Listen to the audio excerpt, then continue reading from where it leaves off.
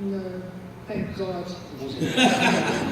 I think if I had known walking into that audition that it was going to be anything... I mean, when I first auditioned, I was only auditioning for a single scene because my character, as some of you probably know, was not in the books. So they ended up writing this particular scene, and then after we shot that scene in the pilot and it got greenlit for the series, they kept on writing more material for me. So when I went into the audition, I had no idea. I thought it was like a single scene, and I was excited. You know, it's an HBO show, so you know it's probably going to be amazing, and it's probably going to be quite popular, but I had no clue to what extent it was going to explode all over the world, and so I would have sucked in the audition if I'd known. You would answer the Well, one. not only successful, is we had no idea at the beginning, and I've got a little gripe about that too, because when we very first started off, on the first episode of the first series, we all understood that it was experimental and they were spending any money they had on the sets and the costumes that were so magnificent. And we understood that, and we accepted less money than we normally would do. It then became the smash hit that it is now. There are a lot of people making a great deal of money out of it, and the actors aren't among them. This is absolutely true. 10% a year it goes up, which is top of head. It's absolutely nothing. And charming and lovely as they all are, producers always do this, and the actors. There are certain people who have, because they were able to, they had 4 season options, and they simply said we're not going to do it anymore, and it's pay us a great deal more. And so there are certain people who have got a decent increment. But us, I don't know about you, maybe you've got a decent increment. Mine is piss poor money, that's what it is. And but people think we're all wealthy, but there are no royalties on this show. Don't get anything for repeats, as you did in the old days on television. I still get repeats on the other Avengers that I did, because there's an honourable thing there. Now, no repeats, it's called a buyout, and so all the money goes back to the box office. And that's, but that's a little actor's gripe for you. Box understanding how the finances work. Yeah, no, it varies from classroom to classroom, but I think we're all kept fairly in the dark about it. Yeah. But I mean, they spend fantastic amounts on what it looks like, and so they should, and it really works. I mean, it looks amazing, this show. The CGI they do in it, you think, God, was that the scene I was in? Such fantastic stuff they've done behind it. It is absolutely remarkable. However, it doesn't filter through to the acting. That's the end of my gripe. Until my next one. We've got a question here. See you tomorrow. When filming any given scene, do you tend to, or season I guess, do you tend to shoot your scenes chronologically? Or does it vary with each different director?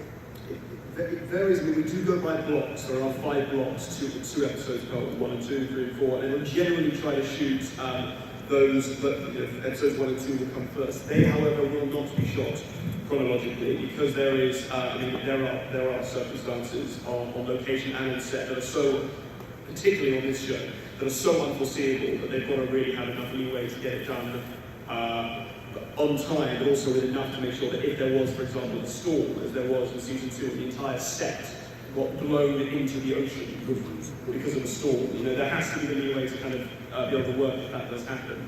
And so it is shot spontaneously. I think when you say, Esme, that you shot a scene after the event. Yes, I actually shot my death scene before I shot. So in season 3, I shoot my death scene and then we go back right to the beginning of season 3, and I shoot the first scene from episode 1, season 3, after I shot my death scene, which I think was episode 8.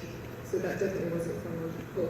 But then shooting in like 5 different locations, I think it is, and there's at least like 2 units working at all times. So it's an incredibly complex, process. So unfortunately, sometimes I just died now. But often, of course, you have to film all the scenes in that particular location. They've got a very good set there, and there may be 6 scenes in that location, got littered all over the episodes. But you have to do all those in the same location because they've got to get rid of that location and build another one for the next block. So but that happens with all films. I'll never forget watching Kramer versus Kramer. Does anybody remember that film?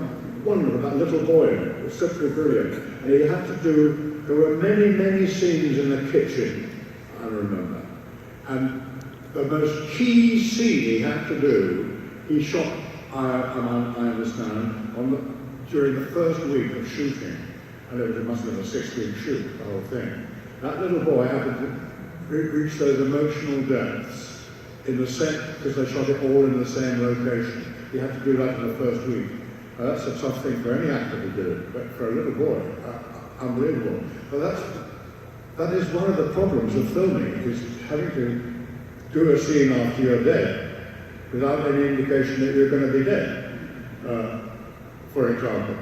That's not a gripe, was it? Wasn't a gripe, was it? All right, we have time for one more question. I got it right here. Oh, make it a good one.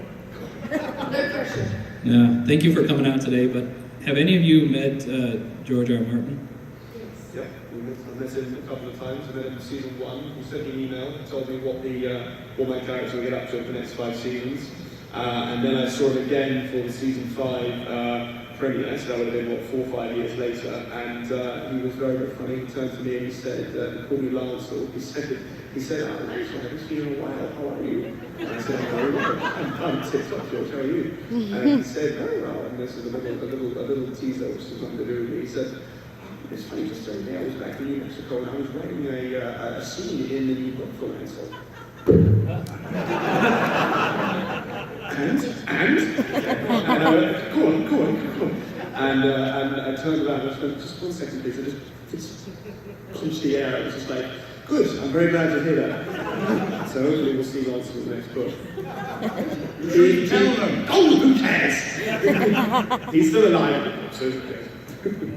George is wonderful. He's kind of like a dirty Santa Claus. But he's really fabulous, and he's always been so supportive. I mean, I remember when we were shooting the pilot back in, I was just trying to remember if it was 2009 or 2010, a really long time ago.